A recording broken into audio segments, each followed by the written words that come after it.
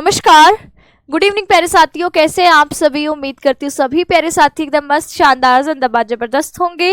मैं वर्षा आप सभी का स्वागत करती हूँ आपके अपने प्यारे परिवार रोजगार वेतन के एप्लीकेशन पर। तो फाइनली आप लोगों के कैप्सूल क्रैश कोर्स की शुरुआत हो चुकी है हमारे एप्लीकेशन पर, और आप सभी प्यारे साथी बताएंगे कैसे हो आप लोग सभी, और क्लास में कौन कौन है। क्लास में सबसे पहले नजर आ रहे हैं मुझे आज आलोक, और है सोनू, और है धर्मवीर, निधि, आदित्य, शिवा, पूर्वा, सृष्टि, दीप कुमार सिंह। सभी को बहुत बहुत स्वागत है, सभी को वेरी वेरी गुड इवनिंग। कैसे हो आप सभी? इस कैप्सूल क्रैश कोर्स में रोज एक कैप्सूल खानी है, और हर कैप्सूल आप लोगों के जो है वह नंबरों को बढ़ाने वाली कैप्सूल है। ठीक है, तो हर क्लास आप लोगों के लिए कैप्सूल है, और ये कैप्सूल क्या दिलाएगी? आपको नंबर दिलाएगी। तो मैं उम्मीद कर रही हूँ कि इन नंबरों की कैप्सूल को आप बढ़िया तरीके से खा करके जो है वो आपके अच्छे नंबर लेकर आओगे। ठीक है, तो देखिए हिंदी की अगर मैं बात करूं तो हिंदी में हमारी ये तीसरी क्लास है। सबसे पहली क्लास में मैंने आप लोगों को 10 नंबर वाली कैप्सूल खिलाई थी, है ना। 10 नंबर की कैप्सूल में आपने साहित्यिक परिचय किए हैं। अब आपको जो मैंने बताया है उसके हिसाब से लिख करके उसको याद करना है। अब इसको टालना मत। इसके बाद ऐसा सोचोगे कि अब दोबारा हमारा बैकलॉग कर लेंगे और फिर एक बार और दोबारा से पढ़ाया जाएगा, ऐसा नहीं। इस बार इसको याद कर लेना है, टालना नहीं है। तो कल पहले दिन आपको 10 नंबर की कैप्सूल खिलाई थी, यानी आपकी तरफ से अब साहित्यिक परिचय लिख करके एकदम, अगर पेपर में आपसे कल साहित्यिक परिचय पूछा है तो ये डन हो जाना चाहिए। अगर किसी ने अभी भी नहीं करा है तो सैटरडे, और मैं अच्छा इस बार तो संडे को मैं आपको छूट नहीं दे रही हूँ, लेकिन पूरे हफ्ते में जो पढ़ते हो उसको सैटरडे और संडे बैठ करके याद करो, लिख करके देखो, बिना देखे लिख करके देखो। ठीक है, फिर आपके दूसरे दिन हमने, यानी कल के दिन हमने क्या करा था? 6 नंबर की कैप्सूल खाई थी। कौन सी नंबर की कैप्सूल थी? 6 नंबर की। और वो कौन सी कैप्सूल थी? ये थी आपकी रसछंद अलंकार वाली कैप्सूल। ठीक है, रसछंद अलंकार वाली दवाई खाई थी आपने। हम तो पहले घर में क्या करते थे भैया, कैप्सूल खाने को मिलती थी तो कैप्सूल मुंह में डालने की बजाय बाहर, है ना, और पानी निकल देते थे क्योंकि दवाई खाने का मन नहीं करता था। लेकिन ये वाली आपको ऐसी नहीं करनी है कि हमको जो है, जैसे हम लोग ऐसे आपके हाथ से पीछे की तरफ फेंक करके और सिर्फ पानी पानी पीते थे, तो ऐसी लापरवाही आपको नहीं करनी है, क्योंकि इसका नुकसान आपको बहुत बड़ा होगा फिर। ठीक है, तो आपकी ईमानदारी से जो कैप्सूल आपको खिलाई जा रही है वो आपको खानी है ना। अंदर पेट तक जानी चाहिए और पेट से सीधे दिमाग में जानी चाहिए, तब पेपर में फायदा होगा। और तीसरी कैप्सूल आज हमारी 5 नंबर की कैप्सूल है। इसमें हम लोग कहानी का उद्देश्य एवं सारांश देख रहे हैं। तो ये आपके कहानी का उद्देश्य एवं सारांश, यहाँ पर पेपर में आपको उद्देश्य अथवा सारांश आता है। तो या तो आप 5 ही कहानियों का उद्देश्य याद करके लिखने की प्रैक्टिस करिए, या फिर आपको सारांश में तो फिर आपको याद नहीं करना। सारांश में तो अपने शब्दों में हर कहानी को 80 शब्दों में आपको बता देना है। पीडीएफ आपके धीरे धीरे थोड़ा सा पैनल में कोई दिक्कत चल रही है, तो जिसको पीडीएफ और नोट्स की समस्या है, एक आध दिन इंतजार कर लीजिए। पैनल में टेक्निकल इशू के कारण आप लोगों के वो पीडीएफ अपलोड नहीं हो पाए हैं, तो धीरे धीरे आप लोगों के अपलोड होंगे। बस आप 1-2 दिन थोड़ा सा पेशेंस बना के रखेंगे तो सारी ही चीजें आप लोगों को प्रॉपर पीडीएफ भी और नोट्स वगैरह सब मिलेंगे। ठीक है, 1-2 दिन का वक्त देंगे ना, पीडीएफ मिलेगा। आप लोग टॉपर्स 2026 बैच वाले बाकी बच्चे हैं, तो आप सबको पता है कि आप लोगों का जो पीडीएफ वगैरह है वो सब मिलती है। लेकिन अभी थोड़ा सा जो नए बच्चे होंगे उनको लग रहा होगा कि ऐप में बुला तो लिया पर पीडीएफ तो डली नहीं। पर आप लोगों की समस्या है कि हमारे ऐप में टेक्निकल इशू होगा, तो थोड़ा सा हमको फिर वो, क्योंकि ऐप की जो टीम होती है वो बाहर से काम करती है, तो उनको चीज़ें देखने में वक्त लगता है ना। तो इसीलिए वो आप लोगों के थोड़ा समय इसके कारण लग रहा है। अन्यथा आप लोगों के 1-2 दिन में अगर वो आपकी प्रॉब्लम जैसी सोल्व होगी, आपको कल से प्रॉपर पीडीएफ समय पे मिलेगी। ठीक, चलिए, तो क्लास में बहुत सारे बच्चे आ चुके हैं भाई, गजब। चलिए ठीक है, बैकलॉग इकट्ठा मत करना, नहीं तो मैं वहीं आके कूटूंगी। मैं बिल्कुल बैकलॉग इस बार नहीं होना चाहिए। इस बार बैच में जितनी क्लासेस चल रही हैं उसके साथ साथ आपको चलना है ना। नहीं तो फिर मम्मी से बोलूंगी कि इनकी भैया डंडे से पिटाई करो, ये हर बार बैकलॉग इकट्ठा कर लेते हैं। चलो अब देखो, यहाँ पर हमारे पास पहली कहानी है बहादुर कहानी। ठीक है, सबसे पहली कहानी कौन सी है? बहादुर कहानी। तो बहादुर कहानी के तत्वों के आधार पर समीक्षा करिए। अब ये समीक्षा वाला सवाल किसका आता है? जो आर्ट्स वाले बच्चे हैं, जो आर्ट्स वाले बच्चे हैं उनको इसकी समीक्षा करने के लिए आता है, लेकिन जो अगर हमारे बच्चे कौन से हैं, वो आपके कॉमर्स या साइंस वाले बच्चे हैं, तो उनके पेपर में उद्देश्य एवं सारांश आता है। तो अपने हिसाब से आपको ये उत्तर लिखना है। जैसे आर्ट्स वाले बच्चे पूरा लिखेंगे कि अमरकांत, अच्छा इस कहानी के लेखक कौन है, बहादुर कहानी के लेखक, तो आप कहेंगे अमरकांत हैं। तो अमरकांत जी की कहानी बहादुर एक गरीब और एक बेसहारा पहाड़ी लड़के की मार्मिक, यानी मार्मिक मतलब जो बिल्कुल दिल को छू जाए, ऐसी कहानी है जो एक मध्यम वर्गीय परिवार में नौकर बनकर काम करता है, उस बच्चे की यह कहानी है। यह कहानी समाज के दो वर्ग, गरीब और मध्यम वर्ग के बीच के रिश्तों को बहुत सच्चाई से दिखाती है। ये हमने शुरुआत में इसका परिचय दिया। समीक्षा मतलब होता है जैसे मैं कोई फिल्म देख करके आई और फिल्म देखने के बाद मैं बताऊं कि इस फिल्म में आप लोगों के क्या है, इस फिल्म में मुझे गाने बहुत अच्छे लगे लेकिन एक्टर्स की एक्टिंग अच्छी नहीं थी। हाँ, फिल्म की कहानी बहुत अच्छी थी, फिल्म में जो एनिमेशन का प्रयोग था, वीएफएक्स का प्रयोग था, वो बहुत अच्छा था, और लेकिन फिल्म में आप लोगों के जो समय था फिल्म का 2-2.5 घंटे, ये बहुत ज्यादा था, ये फिल्म 1.5 घंटे में भी खत्म हो सकती थी। तो मैंने उस फिल्म को देखने के बाद उसकी समीक्षा करी, उसका रिव्यू दिया कि उस फिल्म में क्या अच्छी चीजें थी, क्या बुरी चीजें थी। तो ऐसे ही किसी कहानी को पढ़ने के बाद उस कहानी का शीर्षक बहादुर रखा गया है, वो कैसा है, कहानी की भाषा कैसी है, इसके कथा वस्तु थी क्या, है ना, इसमें आप लोगों के ये सारी बातें समीक्षा के अंतर्गत आती हैं। तो जैसे यहाँ पर आपने शीर्षक लिखा, तो शीर्षक में आप क्या कहते हैं, शीर्षक में आप कहते हैं कि बहादुर कहानी का नाम बहुत सरल और बहुत छोटा और अर्थपूर्ण है। तो कहानी में आप लोगों के पीडीएफ मिलेगा बच्चे, पीडीएफ मिलेगा, आप लोग एक दिन इंतजार करिए, है ना, आप लोगों के आज शाम से पीडीएफ प्रॉपर डलने लग जाएंगे। तो इसीलिए बस एक दिन का 24 घंटे का समय दीजिए, सारी चीजों का पीडीएफ मिलेगा आपको, हैंड रिटन पीडीएफ भी मिलेगा, बोर्ड पीडीएफ भी मिलेगा, जो पिछली 2 क्लासेस हुई है उसका भी मिलेगा, आगे जितनी क्लासेस चलेंगी सबका मिलेगा। तो थोड़ा सा पेशेंस रखिए, थोड़ा सा धैर्य रखिए, कुछ टेक्निकल इशू के कारण नहीं हो पाया था, ठीक है। चलिए, तो अब यहाँ पर लिखा है शीर्षक, तो शीर्षक में आप कहते हैं बहादुर कहानी का नाम बड़ा सरल, बड़ा छोटा और अर्थपूर्ण रखा गया है। पूरी कहानी का केंद्र कौन है, बहादुर। ये कहानी जहां से शुरू होती है और जहां पर खत्म होती है तो उस बच्चे की ही कहानी है। इसके अलावा आपको कुछ बात पता चली पूरी कहानी में, तो कहानी का केंद्रीय बिंदु बहादुर था।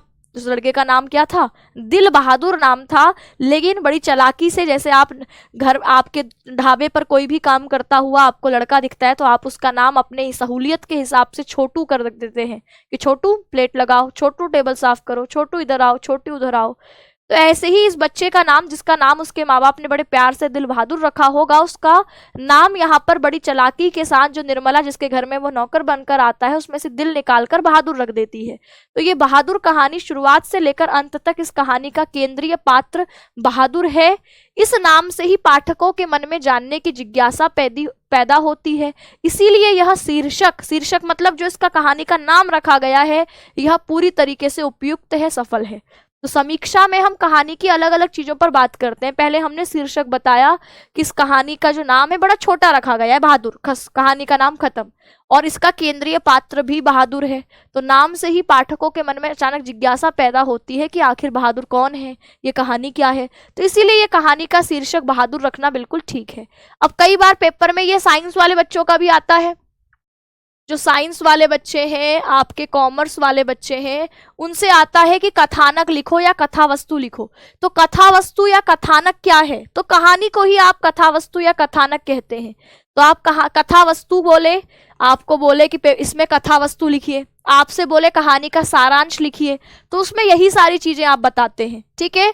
तो आपको यहाँ से तैयार करना है, जो साइंस और कॉमर्स वाले बच्चे ध्यान से सुन लीजिए। कथा वस्तु लिखने के लिए आता है, कथानक लिख करने के लिए आता है, कहानी का सारांश लिखने के लिए आता है। तो उसमें आप कहानी के बारे में बताते हैं। तो आप इसमें बताएंगे कि इस कहानी में, इस बहादुर कहानी में 12-13 साल का एक गरीब लड़का बहादुर, उसकी यह कहानी है, जो अपने घर में मारपीट की उपेक्षा से तंग आकर भागकर शहर में आ जाता है। एक लेखक उसे अपने घर में नौकर की तरह रख लेते हैं। वह पूरे समर्पण और मेहनत से वहां काम करता है, लेकिन घर वाले उसको अक्सर डांटते पीटते हैं। एक दिन घर पर चोरी का झूठा आरोप उस पर लगाया जाता है, जिससे वो बहुत आहत होता है और अचानक एक दिन चुपचाप घर छोड़कर चला जाता है। तो ये कहानी यथार्थ, सहजता और मनोवैज्ञानिकता से भरपूर है। पात्र और चरित्र चित्रण की बात करें तो आप कहेंगे कि कहानी में ज्यादा पात्र नहीं है। कहानी में मुख्य पात्र कौन से हैं? बहादुर है, लेखक है, उनकी पत्नी है और एक है किशोर, जो लड़कों को सबसे पहले मारना पीटना शुरू करता है। तो कहानी के पात्र बहुत कम है। ठीक है, 4 ही पात्र हैं मुख्य। बहादुर है, लेखक है, उसकी पत्नी निर्मला है और उनके घर का बड़ा लड़का किशोर है। तो आप बताएंगे कि ये मुख्य पात्र हैं। बीच में रिश्तेदार आते हैं, जिसके कारण उसकी एक बार आपकी लेखक उसको पीटते भी हैं चोरी के इल्जाम पर, लेकिन ज्यादातर जो है कहानी में यही 3-4 पात्र आपको दिखाई देते हैं। सभी पात्रों को उनके स्वभाव और सामाजिक स्तर के अनुसार बहुत स्वाभाविक रूप में दिखाया गया है। इस कहानी के पात्रों को देखकर ऐसा नहीं लगता कि कहीं से एलियन आ गए। आपको अपने आसपास ऐसे लोग दिख जाते हैं जो घर में चोरी, जो आपके नौकर होगा उस पर चोरी का इल्जाम लगाएंगे, है ना, जो घर के नौकर से काम करवाएंगे खूब ज्यादा, उस पर एहसान भी जताएंगे, हम तो तेरे को ये दे रहे हैं, पड़ोस के घर में काम कर रहा तब तुझे पता चलता। तो ऐसे पात्र इसमें प्रयोग किए गए जो हमें अपने आसपास देखने को मिलते हैं।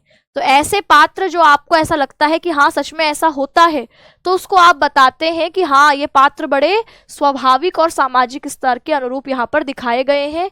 खास बात यह है कि कहानी की पूरी कहानी बहादुर के चारों ओर ही घूमती है। पॉइंट्स में लिख सकते हैं, हेडिंग बना के लिख सकते हैं, लिखने का पूरा तरीका आपका अपना होगा कि आप इसको कैसे लिखना चाहते हैं। ठीक है, कथोपकथन या संवाद ये आर्ट्स वाले बच्चों के लिए है। ये पूरा आर्ट्स वाले बच्चे लिखेंगे। साइंस वाले बच्चों को इनमें से कुछ भी लिखना जरूरी नहीं है। शीर्षक के बारे में लिखना या आपके इसकी पात्र के बारे में लिखना, ये आर्ट्स वाले बच्चों के लिए जरूरी नहीं है। कथोपकथन या संवाद होता है डायलॉग, तो इसमें संवाद बहुत कम है लेकिन बड़े प्रभावशाली है। जैसे चल बना रोटी, वो कहता है नहीं बनाऊंगा, वो कहता है जी नहीं बाबूजी। तो ये कहानी के कुछ डायलॉग 2-4 जो आपको याद आते हैं वो आप लिख सकते हैं।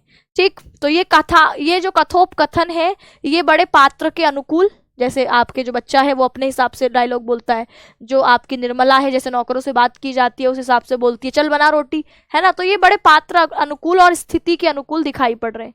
भाषा शैली भी जो आपके आर्ट्स वाले बच्चे हैं कि भाषा सरल, स्वाभाविक और बोलचाल की है। तो बोलचाल वाली भाषा जैसे आप अपने घर में बोलते हैं ऐसे तो बोलते हैं ना। तो इस प्रकार उर्दू और स्थानीय शब्दों का प्रयोग है, जैसे शरारत, जैसे वो बहुत शरारती है, शरारत करता है ना, उसने किस्सा सुनाया। इज्जत, मुहावरे प्रयोग है कि तुरंत वो 9-2-11 हो गया, पंच बराबर होना। तो इस तरीके से भाषा के बारे में लिखेंगे। देश काल और वातावरण, कहानी का वातावरण निम्न और मध्यम वर्ग के परिवारों की सच्चाई को दिखाता है कि बेचारे जो निम्न वर्गीय लोग हैं, जैसे जो आपके बहादुर है उसकी माँ, उसके पिताजी नहीं रहे तो उसकी माँ पर घर की सारी जिम्मेदारी आ गई, उसकी माँ चिड़चिड़ी हो गई तो बच्चे को पीटने लगी। तो ये सब क्या है? ये निम्न परिवारों की स्थिति है कि माँ बाप अपने बच्चों पर ध्यान ही नहीं दे पाते, इतना थके होते हैं काम से कि कई बार गुस्सा बच्चों पर ही निकल जाता है। तो ये सब चीजें आपकी एक निम्न वर्गीय परिवार की स्थिति को दिखाते हैं। और मध्यम वर्गीय में निर्मला के घर की स्थिति कि जहां पर एक नौकर आ गया है तो बस उनको लगता है कि समाज में हम तो जो है बिल्कुल बहुत बड़े लोग हो गए हैं, है ना, चारों तरफ जाकर के हल्ला करते हैं कि हमारे घर में तो नौकर है, ये है वो है। तो ये सब क्या होगा? ये आपके परिवारों की सच्चाई है। घर का माहौल थोड़ा अव्यवस्थित है लेकिन लोग इज्जत और दिखावे में यहाँ पर जीते। नौकर को डांटना, मारना, उससे लगातार काम करवाना उस समय की सामाजिक सोच को दिखाता है। ये उद्देश्य आप लोगों के आर्ट्स वाले बच्चों को, साइंस वाले बच्चे, ये आप लोगों के उद्देश्य आपके पेपर में आता है। तो आप लिखेंगे यह कहानी केवल मनोरंजन के लिए नहीं बल्कि समाज की सच्चाई को उजागर करने के लिए लिखी गई है। यह दिखाती है कि गरीब वर्ग के साथ कितना अन्याय होता है, साथ ही यह सिखाती है कि इंसान को अपने व्यवहार में संवेदनशील और मानवीय होना चाहिए। और कहानी वर्ग भेद को मिटाने और सहानुभूति को बढ़ावा देने की बात करती है।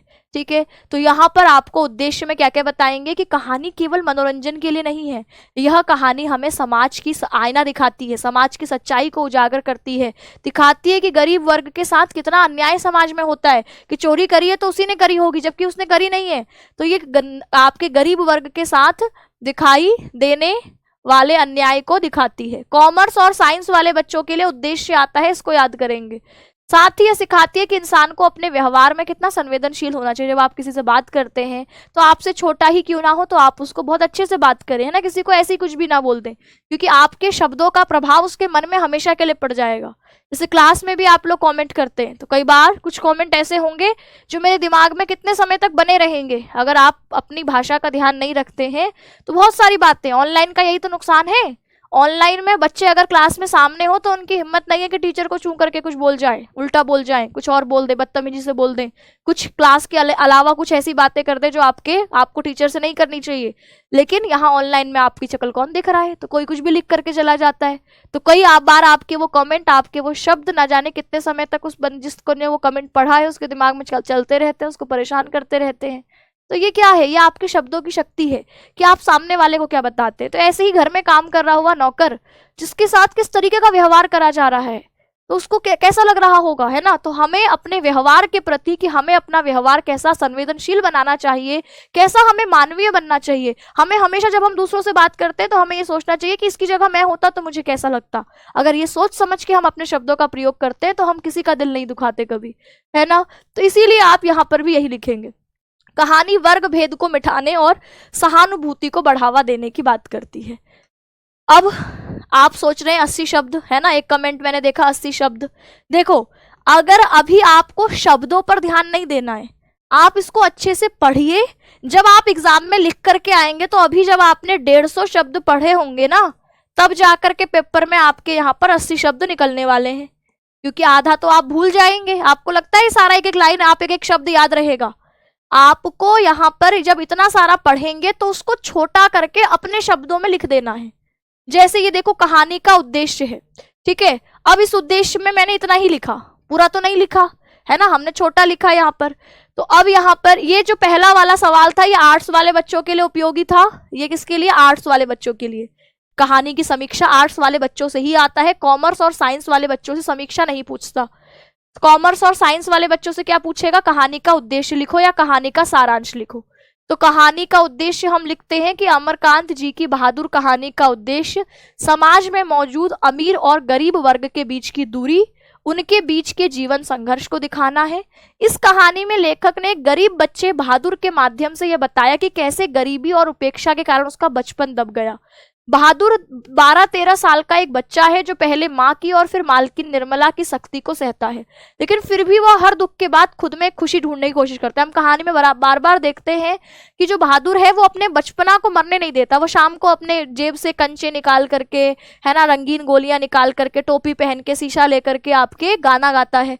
तो ये सब उसका बचपना है। वो छोटी छोटी चीजों में खुशी ढूंढता है। यह दिखाता है कि उसने अपने बचपन को जिंदा रखा है।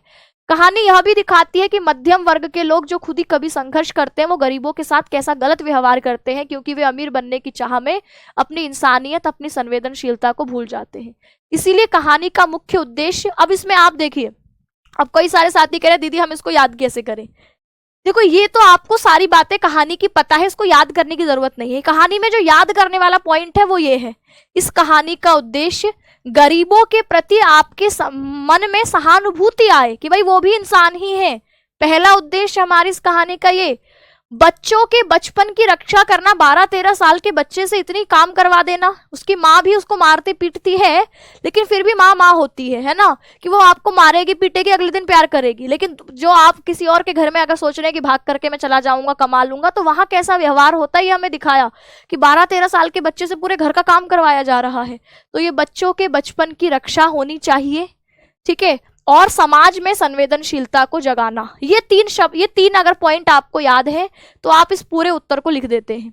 समाज में संवेदनशीलता बढ़ाना कि हमें दूसरों के साथ कैसा व्यवहार करना चाहिए, है ना। जब हम दूसरों के साथ अच्छा व्यवहार करेंगे तो तभी हमारे साथ भी अच्छा व्यवहार होगा, और हमारे शब्द दूसरों के मन में किस तरीके की जो भावना है उसको पैदा कर सकते हैं। ये सारी बातें आप यहाँ पर लिखते हैं, ठीक।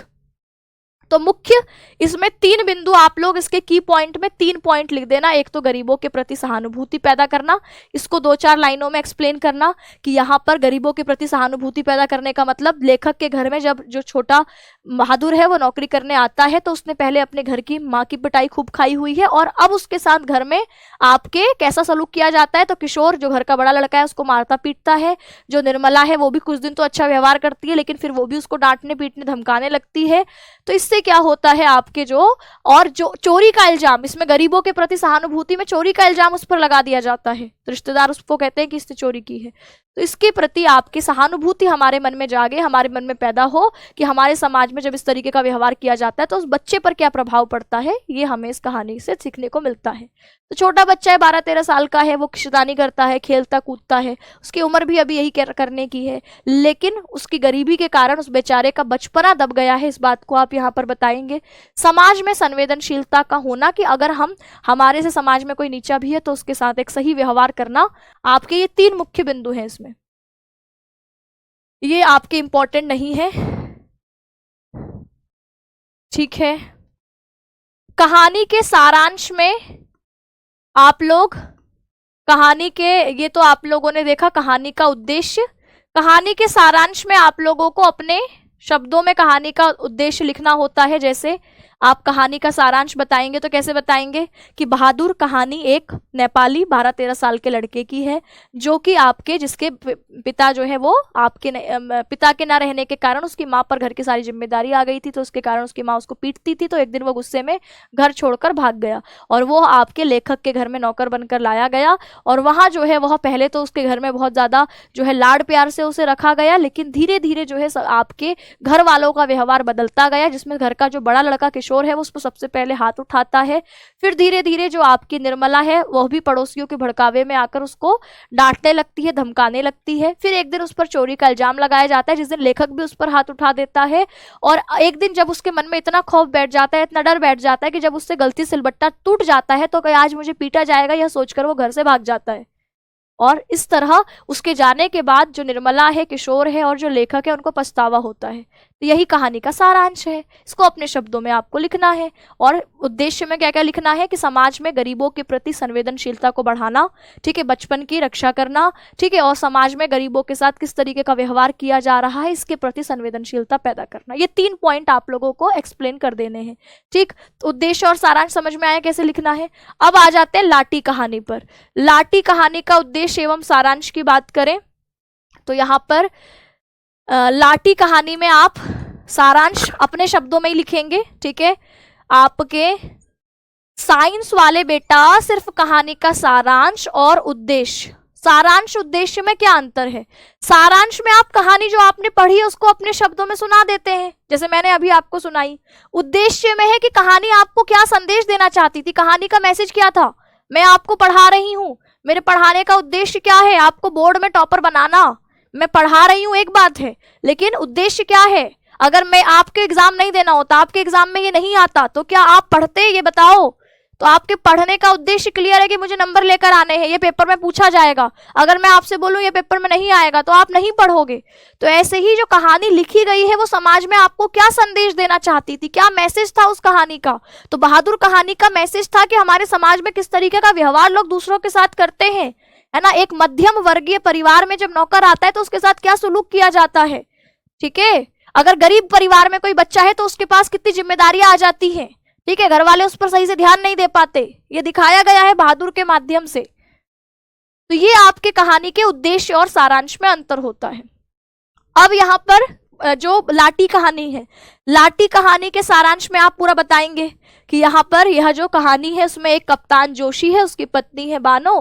कप्तान जोशी की पत्नी जो बानो है वह आपकी जो गोठिया सैनिटोरियम है वहां पर रहती है, जिसको टीबी नामक बीमारी है, और आपके यहाँ जो कप्तान जोशी है वो उसकी खूब देखभाल करता है।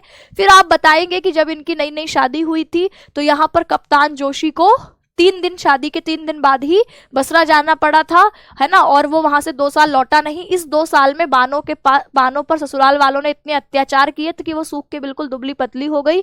और उसको जब टीबी बीमारी हुई तो घर वालों ने उसको वहां से घर से भी निकाल दिया और ये गोठिया सैनिटोरियम में रही। 2 साल बाद जब कप्तान जोशी लौटा और उसको पता चला कि उसकी पत्नी जो है टीबी हो गई है और वो इस अस्पताल में है, तो कप्तान जोशी बिना सोचे यहाँ आ जाता है, अपनी पत्नी की खूब देखभाल करता है।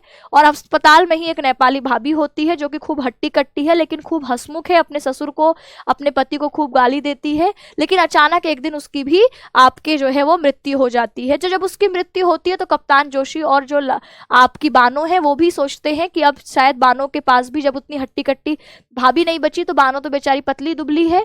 और कुछ दिनों बाद जो अस्पताल का डॉक्टर है वो बानो को भी नोटिस थमा देता है कि आपको यहाँ से अब अस्पताल में से जाना पड़ेगा क्योंकि बानो के पास बहुत समय नहीं है। और आपके जब बानो को यह बात पता चलती है, कप्तान जोशी उसे बताता तो नहीं है लेकिन जब उसको पता चलती है तो एक रात जब ये सोकर उठता है तो देखता है बानो उसके आसपास नहीं है। ढूंढने पर पता चलता है कि बानो तो आपकी नदी के किनारे उसकी साड़ी मिलती है, पता चलता है कि बानो ने आत्महत्या कर ली। कप्तान जोशी दूसरी शादी कर लेता है प्रभा से। जब वो आपकी कुछ सालों बाद घूमने जाते हैं तो वहां आपकी एक चाय की दुकान पर रुकते हैं जहां कप्तान जोशी को बानो जैसी एक महिला दिखाई देती है। और पूछने पर पता चलता है कि वो तो लाटी है, बोल नहीं सकती और उसको नदी में बहता हुआ पाया था, उसकी जीभ कट चुकी थी। तो तब जाकर कप्तान जोशी को पता चलता है अच्छा बानो उस दिन मरी नहीं थी, वो तो बच गई थी। अब कप्तान जोशी की शादी हो चुकी है, उसके 2 बच्चे हैं, तो अब वो उसको अपने जीवन में वापस नहीं लेकर आ सकता और इस तरीके कहानी का अंत होता है। तो ये आपकी जो कहानी है ये कहीं ना कहीं आप इसको अपने शब्दों में बता सकते हैं। जैसे मैं कहानी का सारांश लिखूं तो आप बताएंगे कप्तान जोशी और उसकी पत्नी बानो की प्रेम, बीमारी और बिछोह की मार्मिक गाथा है। सबसे पहले गोठिया सैनिटोरियम का जिक्र आएगा इसमें, फिर इसमें बानो और कप्तान के बीच के प्रेम की बात आप करेंगे, नेपाली भाभी की मृत्यु की बात करेंगे, बानो की मृत्यु की बात करेंगे, फिर कप्तान का दूसरा विवाह, लाटी से मुलाकात। तो ये सब आपकी कहानी का, अब मैंने जो आपको कहानी बताई है उसी को अपने शब्दों में, जरूरी नहीं है जो यहाँ लिखा है वर्ड टू वर्ड आपको एग्जाम में लिख कर आना है। आपने कहानी पढ़ी, आपने कहानी समझी, अब उसको आपने लिख लेना है। तो साइंस वालों के लिए, कॉमर्स वालों के लिए, आर्ट्स वालों के लिए सभी को सारांश तैयार कर लेना है, कहानी का सारांश अपने शब्दों में। अब कहानी के आधार पर इसकी समीक्षा वाला उत्तर, जैसे हमने अभी बहादुर कहानी की समीक्षा करी थी ऐसे ही इस कहानी के शीर्षक, कथा वस्तु, ठीक है, इसका पात्र, ये सब आपके जो आर्ट्स वाले बच्चे हैं उनके लिए। अब यहाँ पर जो कॉमर्स और साइंस वाले बच्चे हैं उनको उद्देश्य कहानी का लिखना होता है। इस कहानी का उद्देश्य क्या है? प्रेम और त्याग की अमरता। कप्तान जोशी जैसा प्रेम बानो से करता है तो वह क्या है? प्रेम की अमरता, कि वह आपके उसके आखिरी समय तक उसके साथ बना रहता है, ठीक है, उसकी आपके पूरी तन मन धन से उसकी सेवा करता है, ठीक है। उसके घर वाले कहते हैं कि भाई जो है तुझे, डॉक्टर कहता है कि तुझे खुद बीमारी हो जाएगी, उससे दूर रहना है, लेकिन वो तब भी उसके पास ही आपके रहता है। तो यहाँ कप्तान जोशी का जो बानो के प्रति प्रेम है, समर्पण है, इस भाव को यहाँ पर दिखाया गया है। वह उसकी बीमारी में भी उसका साथ नहीं छोड़ता, तो यह एक सच्चे प्रेम की मिसाल है। जीवन की नश्वरता, लेकिन अगर आपके कहानी बताती है कि मृत्यु अटल है, चाहे इंसान कितना भी प्रिय क्यों ना हो। तो बानो की मृत्यु और नेपाली भाभी का अंत ये संदेश देता है कि भैया जीवन में कुछ पता नहीं है कब कौन आपका साथ छोड़कर चला जाएगा। तो दूसरा उद्देश्य।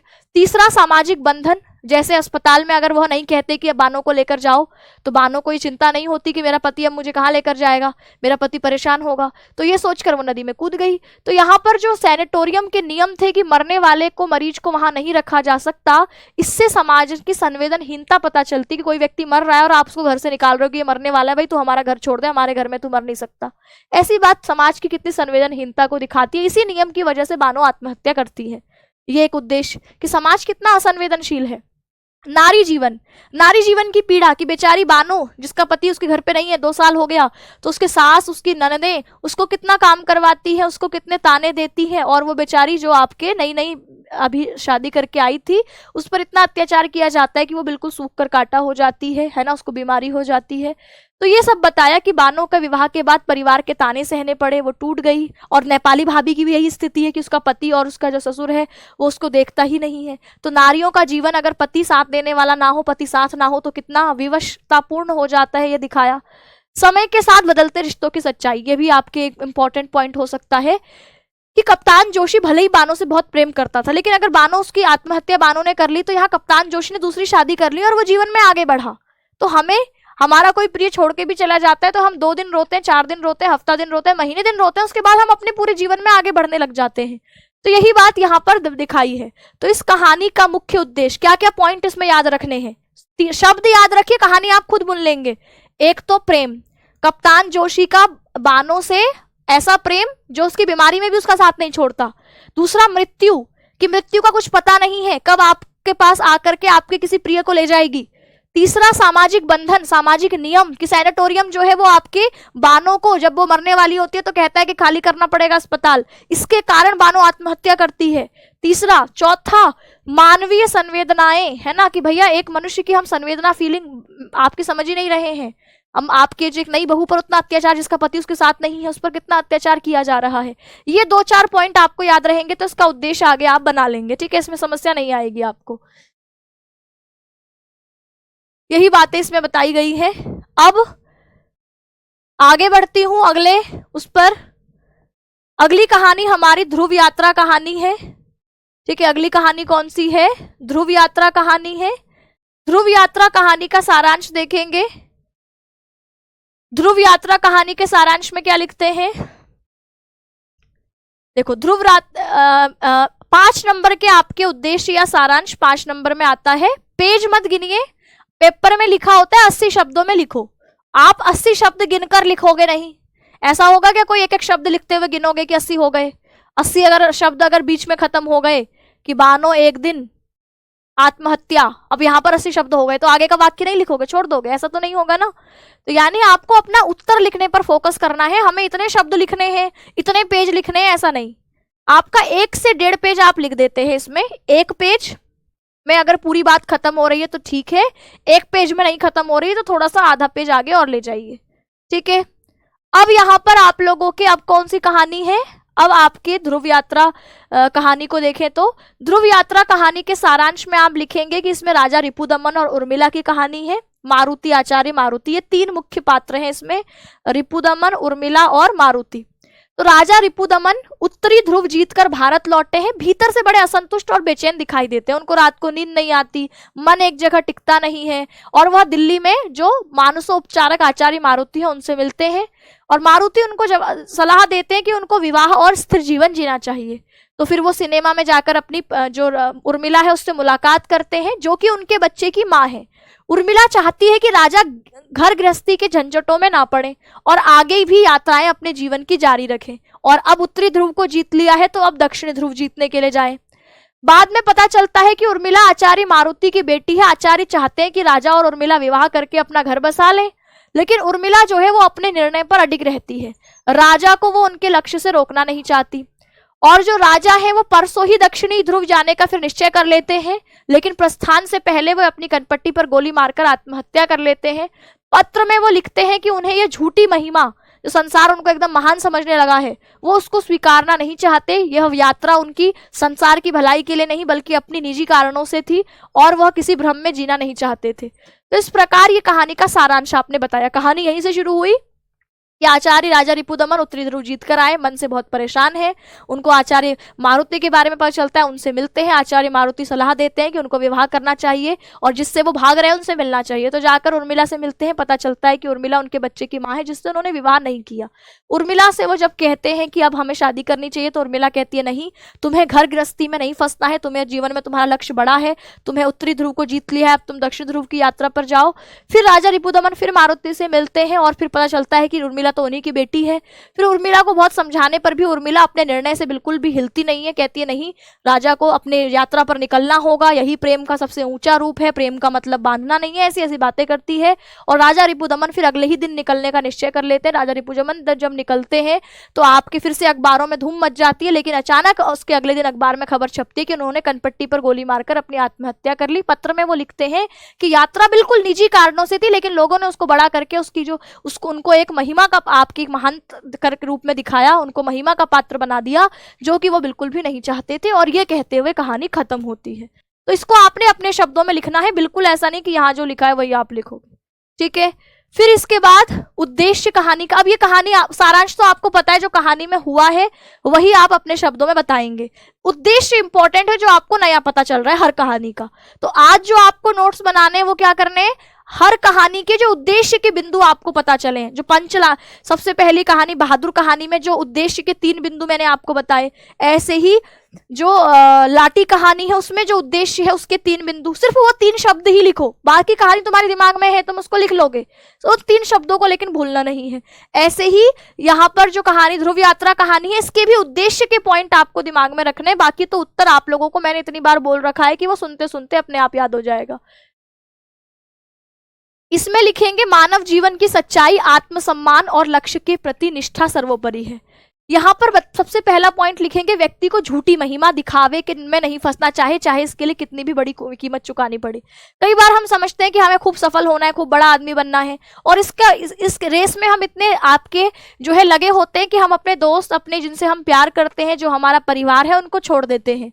और ऐसे समय में जब आप सफल भी हो जाते हैं, आप खूब बड़े आदमी भी बन जाओगे, तो आप अकेला पाओगे, क्योंकि आपकी सफलता में आपके ना दोस्त साथ होंगे, ना आपका परिवार साथ होगा, क्योंकि आपने जब उनको अपनी सफलता की सीढ़ियां चढ़ रहे थे तब आपने उनको समय ही नहीं दिया। तो यही ये कहानी में दिखाया गया है कि राजा रिपुदमन जो कि पहले पूरी दुनिया में छाना चाहते थे, जब वो असल में आपकी जीत पर निकलते हैं तो वो अकेलापन महसूस करते हैं, क्योंकि उनके साथ अब उनका कोई परिवार का जिनसे वो प्रेम करते हैं वो कोई भी नहीं है। तो यही दिखाया कि हम बाहरी दुनिया हमें तब सफल मानती है, लेकिन हम असल में अगर अंदर से परेशान हैं, दुखी हैं, बेचैन हैं, तो हम सफल थोड़े हैं। तो यहाँ व्यक्ति को झूठी महिमा और दिखावे में नहीं फंसना चाहिए, चाहे इसके लिए कितनी भी बड़ी कीमत चुकानी पड़े। सच्चा प्रेम, उर्मिला हमें संदेश देती है कि सच्चा प्रेम है जो अपने प्रिय को बांध के नहीं रखता। उर्मिला कहती है कि भाई तुम्हारा लक्ष्य तुम्हारे लिए सबसे बड़ा है, तो मैं तुम्हें शादी के बंधन में फंसाकर तुम्हारे लक्ष्य से क्यों आपके ढिगाऊं। तो यहाँ प्रेम का मतलब अपने प्रिय को बांधना नहीं, बल्कि अगर उसका कोई लक्ष्य बढ़ा है तो उसकी राह खोल देना, उसको जाने के लिए आजाद कर देना। ये दूसरा इस कहानी का संदेश। तीसरा, महत्वाकांक्षा और गति का अर्थ केवल स्थान बदलना नहीं, बल्कि अपने भीतर के उद्देश्य और सत्य के प्रति अडग रहना है। महत्वाकांक्षा हमें बाहर की तरफ ले जाती है। मुझे लगता है आज मेरे पास 1 करोड़ है, कल 10 करोड़ होना चाहिए, फिर 20 करोड़ में आज यहाँ का मंत्री हूं तो कल मुझे ये करना है, यहाँ का मुख्यमंत्री बनना है, प्रधानमंत्री बनना है। ये एक ऐसी रेस है जिसमें मैं बाहर तो खूब भटक लूंगी, लेकिन अंदर से मैं बेचैन रहूंगी। तो इसीलिए हमें बाहर की दुनिया में सफल होने से पहले बाहर में अपनी महत्वाकांक्षा और गति तलाश रही हूँ कि आज मैं यहाँ पर हूँ, कल वहां पहुंच जाऊं, कल वहां पहुंच जाऊं। इससे ज्यादा जरूरी है कि मैं अपने अंदर के उद्देश्य, कि मेरा अंतर्मन क्या चाहता है, उस सत्य के प्रति मैं आपके जानूं, उसके प्रति अडिग रहूं, ना कि केवल बाहरी दुनिया के दिखावे में लगे रहना। स्थिरता और परिवर्तन दोनों जीवन के रास्ते हैं। असली निर्णय व्यक्ति की आत्मा की, आपको बाहर दुनिया क्या कह रही है, ये क्या कह, मेरा दोस्त क्या कर रहा है, मेरे मम्मी पापा क्या कह रहे हैं, दुनिया में सफलता किसे कहते हैं, इसके चक्कर में ना पड़कर आपके अंतर्मन क्या कहता है। घर वालों ने कहा साइंस लो, तुमने साइंस ले ली, अब तुम्हें साइंस पढ़ने मजा ही नहीं आ रहा, तुम्हें जो है मजा कहानियां पढ़ने में आता है, जो है समाज के बारे में, सामाजिक विज्ञान पढ़ने में मजा आ रहा है। तो अब ये क्या होगा, तुम हमेशा परेशान रहोगे, क्योंकि तुमने दूसरों की सुन के निर्णय तो ले लिया, लेकिन रहना तो तुम्हें अपने साथ है, तुम्हारा स्वभाव उसके हिसाब से है ही नहीं, तो तुम हमेशा परेशान रहोगे। केवल ये सब्जेक्ट वाली बात नहीं है, जीवन में हर चीज में जब तुम दूसरों को देख करके अपना निर्णय लोगे तो तुम अंदर से हमेशा परेशान रहोगे। तो इसीलिए हमें अपने जीवन में कोई भी निर्णय अपनी आत्मा की पुकार, हमारा अंतर्मन क्या कहता है, इसके आधार पर लेना चाहिए, ना कि समाज की अपेक्षाओं के आधार पर। तो कहानी यही बताती है कि जीवन की सबसे बड़ी विजय है स्वयं के साथ ईमानदार रहना। ठीक है, तो ये कहानी का उद्देश्य आप इसमें याद रखेंगे। अब आती है पंचलाइट कहानी, सबसे इंपॉर्टेंट कहानी आपकी, वेरी वेरी इंपॉर्टेंट, सबसे इंपॉर्टेंट कहानी आपकी पंचलाइट कहानी है। ठीक है, तो इन कहानियों का, वैसे अगर आप कहानी का उत्तर तैयार ही करना चाहते हैं, मेरे हिसाब से चारों ही कहानी को सारांश अपने शब्दों में लिखना। उद्देश्य को आप छोड़ दीजिए, है ना। जिसको लगता है कि हमें बहुत ज्यादा याद नहीं होता है, वो कृपया क्या करें, वह सिर्फ आप लोगों के जो कहानी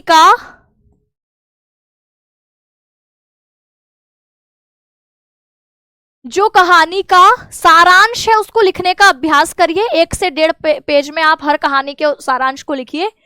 ठीक है, उद्देश्य को छोड़ भी देंगे चल जाएगा, क्योंकि अथवा में आएगा। अथवा का मतलब है या तो उद्देश्य लिखना है या सारांश। तो हम उद्देश्य में हमें याद करना पड़ेगा क्योंकि कुछ नए शब्द हैं, जबकि सारांश तो हमें पता है, हमने सारी कहानियां पढ़ रखी है, इसको हम अपने शब्दों में लिख सकते हैं। तो इसीलिए अपने शब्दों में जो लिखने वाले उत्तर है ये आपको तैयार कर लेने हैं। चलो, तो पंचलाइट कहानी में इसका सारांश तो आपको पता ही है कि इसमें आपके जो महतो टोला है वो आपके बिहार की एक कहानी है, एक आंचलिक कहानी है, जिसमें महतो टोला दंड जुर्माने के पैसे से आपके एक पंचलाइट मेले से खरीदता है। अब वो पंचलाइट गांव में आती है तो पूरे गांव में ऐसे उत्साह का माहौल है, ऐसा लगता है कभी उन्होंने पंचलाइट देखी नहीं है। पूरा गांव इकट्ठा हो जाता है, शाम को उसकी पूजा की व्यवस्था करी जाती है, पूजा की सारी चीजें होती हैं, कीर्तन मंडली सब तैयार है, लेकिन पंचलाइट जलाने का समय आता है तो किसी को जलाने ही नहीं आती है। ऐसे में आप सबके चेहरे का रंग उतर जाता है। लेकिन अचानक जो मुनरी है वो अपनी सहेली के कान में कहती है कि गोधन जानता है, लेकिन गोधन वही व्यक्ति है जिसको पंचायत ने अपनी पंचायत बिरादरी से बाहर कर रखा है, क्योंकि वो पंचों के खाने पीने का ध्यान नहीं रखता था, है ना, उनको सलाम वगैरह नहीं करता था, और उसको इस इल्जाम पर बाहर निकाला है कि वो मुनरी को देख करके आपके गाना गाता था, सलमा सलमा करके कोई गाना गाता था। तो उसकी जो मुनरी की माँ है उसने शिकायत करके उसको पंचायत से बाहर करवाया था। लेकिन आज पंचायत सोच रही है कि अगर दूसरी टोले वालों को पता चला कि हमको पंचलाइट जलाना नहीं आते तो बहुत बेइज्जती हो जाएगी, तो इससे अच्छा है कि गोधन को ही बुलवाया जाए। गोधन को बुलवाने कोई सरदार जाता है तो गोधन वापस ही नहीं आएगा, भाई उसकी भी तो इज्जत है। तो फिर जिसने उसकी शिकायत करी है गुलरी काकी, वही जाती है और गोधन को मना के लाती है। गोधन सबकी नजर में हीरो बन जाता है, क्योंकि वो आते ही यहाँ पर जो है बिना स्पिरिट वगैरह के जो है वो पंचलाइट जलाता है, और जलाते ही पूरे गांव में फिर रौनक आ जाती है। पंच उसको कहते हैं तुम्हारा 7 खून माफ। गुलरी काकी रात को उसको डिनर पर बुलाती है, और इस तरीके से चोरी आपकी दोनों की नजरें, ये जो आपकी मुनरी है और जो गोधन है उनकी नजरें मिलती हैं, आंखों से आंखें चार होती है, और कहानी जो है आपकी दी एंड हो जाती है। इसको अपने शब्दों में बता देना है, ठीक है। हाँ, ये देखो हुक्का पानी बंद कर रखा था, ठीक है। अब यहाँ पर आप लोगों को ये तो सारांश तो आपको अपने शब्दों में लिखना है, ठीक बेटा। अगर आप लोगों ने अभी तक कुछ नहीं पढ़ा है तो कृपया केवल सारांश को ही तैयार करना है, ठीक। अब देखिए यहां पर उद्देश्य कैसे लिखेंगे इसका। फणीश्वर नाथ रेणु की कहानी पंचलाइट एक गांव की कहानी है, लेकिन इसके जरिए उन्होंने एक बड़ा सामाजिक संदेश दिया है। इस कहानी में दिखाया है कि गांव के लोग कैसे जात पात और पुराने रिवाजों के कारण आपस में बटे हुए हैं। जैसे इसमें जातियों के हिसाब से टोला है, राजपूत टोला है, ब्राह्मण टोला है। ब्राह्मण टोले का व्यक्ति राजपूत टोले का मजाक उड़ाएगा, राजपूत टोले का ब्राह्मण टोले का उड़ाएगा। तो लोग आपस में जात पात के कारण बटे हुए हैं, ये दिखाया है। गोधन जैसे बेचारा जो होशियार लड़का है उसको सिर्फ इसीलिए जाति से बाहर कर दिया क्योंकि वह मुनरी को देखकर फिल्मी गाना गाता है, इस कारण उसको बाहर कर दिया। लेकिन जब पूरे गांव की इज्जत दांव पर लगी है तो किसी को पंचलाइट जलानी नहीं आती, तब वही आपके गोधन को बुलवाया जाता है ना। गोधन अपनी समझदारी और हुनर से बिना किसी स्पिरिट के पंचलाइट जला देता है और लोग उसकी अहमियत समझते हैं, उसकी गलती माफ कर देते हैं। तो कहानी बताती है कि कैसे जरूरत पड़ने पर समाज आपको अपनी पुरानी सोच और पुराने भेदभाव को बदल देता है। हुनर या योग्यता जात पात से ऊपर होती है। लेखक यह भी दिखाना चाहता है कि आज भी कई गांव रूढ़ियों और अज्ञानता और जातिवाद में फंसे हुए हैं, लेकिन अगर समाज चाहे तो उसमें बदलाव लाया जा सकता है। निष्कर्ष कहें तो पंचलाइट कहानी का उद्देश्य हमें अपनी पुरानी परंपराओं, जात पात की दीवारों को तोड़कर इंसान की योग्यता को पहचानना। इन 3 शब्दों को याद रखेंगे तो पूरी कहानी का उद्देश्य आसानी से लिख पाएंगे, ठीक। तो अब फाइनली क्या क्या बातें आपको इसमें नोट डाउन करनी है। इनमें एक आप लोगों को जिसकी जैसी योग्यता हो। देखो यहां पर आपके सवाल पेपर में आता है सारांश, या तो आएगा कहानी का सारांश लिखिए, या तो क्या आएगा कहानी का सारांश लिखिए, कहानी का सारांश लिखिए आएगा, या आएगा कि कहानी की कथा वस्तु लिखिए, कथा वस्तु लिखिए। दोनों का मतलब एक ही है, दोनों का मतलब है कहानी को अपने शब्दों में आपको सुना देना है। इंपॉर्टेंट कहानियां कौन सी हैं? इंपॉर्टेंट कहानियां, एक कहानी आप कोई इसमें छोड़ सकते हैं, जिसको जो मुश्किल लगती है वो छोड़ दो। जैसे आपको लगता है कि मैं पंचलाइट बहुत अच्छे से कर सकता हूं, और कौन सी बहादुर कहानी मुझे अच्छी लगती है, लाटी कहानी मुझे अच्छी लगती है। इन तो तीनों कहानियों को तैयार कर लीजिए, ध्रुव यात्रा को छोड़ दीजिए, है ना। इसका सारांश तैयार कर लीजिए। इसका क्या करना है, सारांश तैयार कर लेना है, बस आपका काम हो जाए। जिसको लगता है मुझे सारांश वारांश लिखना नहीं आता, मैं तो उद्देश्य लिखूंगा, तो वो फिर क्या करेगा, वो इन तीनों ही कहानियों का जो उद्देश्य है वो तैयार कर लेगा। लेकिन पेपर में दोनों में से एक ही आपको करना होता है, ठीक। तो जिसको ध्रुव यात्रा छोड़नी है, ध्रुव यात्रा मुश्किल लग रही है, छोड़ दो, कोई समस्या नहीं है। पेपर में यही तीनों आपके अथवा में आएगा तो आपका पेपर में सवाल फंस जाएगा, ठीक। अब आप देख लो कि अगर आप ये वाले हैं, उद्देश्य वाले हैं, तो तीनों कहानियों के उद्देश्य को लिखिए और फिर खुद ही समझिए कि यार ये सही है। अगर मैं इस पेपर को चेक कर रहा होता और किसी बच्चे ने ये आंसर लिखा होता तो मैं पूरे 5 नंबर देता। अगर कोई कमी लगती है तो सुधार कर लीजिए, नहीं लगती है तो बढ़िया। इसको भी ऐसा नहीं है कि जैसा मैंने लिखा है वैसा पेपर में छाप के आना है, अपने शब्दों में कुछ बातें क्लास की, कुछ जहां पर मुश्किल लग रहा है उसको अपने शब्दों में तोड़ मरोड़ करके आपको तीनों कहानियों के उद्देश्य तैयार कर लेने। जिसको लगता है हमें ये नहीं आता है वो इन तीनों कहानियों को अपने शब्दों में सारांश पीडीएफ में होगा, आप उसको और छोटा करके अपने शब्दों में बता सकते हैं। पेपर में 2 कहानियां आती है ना, पेपर में 2 कहानियां आती है। जैसे आएगा बहादुर कहानी अथवा बहादुर कहानी का उद्देश्य अथवा लाठी कहानी का सारांश लिखिए। या आएगा पंचलाइट कहानी का सारांश अथवा ध्रुव यात्रा कहानी का आपके सारांश लिखिए। तो ये आपके अथवा में आएगा, है ना, 2 कहानियां इसमें से आएगी। तो इसीलिए 3 आप लोग कर लेंगे, 1 को छोड़ देंगे तो काम आपका हो ही जाएगा, क्योंकि 1 तो फंस ही जाएगा आपका। ठीक, अथवा में अगर ध्रुव यात्रा ही तो डालेगा तो ध्रुव यात्रा डालेगा, तो अथवा में आपने ये तीनों ही पढ़ रखा है, ये तीनों ही आप कर लेंगे। ठीक, 2 याद है, 1 करना है, बहुत बढ़िया भैया। जिसको 2 याद है 1 और कर लेना तो तुम्हारा 5 नंबर का इधर हो जाएगा मामला सेट। तो अब हमारे पास 10, 6, 16 और 5, 21 नंबर फाइनल कर दिए, है ना। तो इस 21 नंबर को अच्छे से तैयार कर लेना। कल हम क्या करने वाले हैं, कल आप लोगों के, अब मैं आपको गद्यांश आधारित प्रश्नोत्तर के लिए 2 चैप्टर का माइंड मैप करेंगे। कल हम करेंगे राष्ट्र का स्वरूप, इसका माइंड मैप, और इसके साथ गद्यांश आधारित प्रश्नोत्तर। राष्ट्र का स्वरूप और दूसरा कौन सा था, रॉबर्ट नर्सिंग होम। तो कल हम रॉबर्ट नर्सिंग होम और इसके दोनों का माइंड मैप की मदद से पूरा चैप्टर का की पॉइंट्स याद कर लेंगे।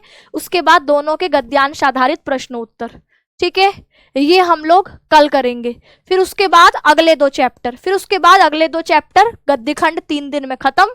फिर पद्यखंड में भी ऐसे 2 चैप्टर करके पद्यखंड को खत्म करेंगे। फिर 2 चैप्टर करके संस्कृत खंड को, और इस तरीके से 30 से 35-40 दिन में आपका पूरा क्रैश कोर्स खत्म हो जाएगा। फिर जब आपके क्रैश कोर्स खत्म हो जाएगा पूरा, है ना, आपकी मैराथन भी पद्यखंड की हो जाएगी।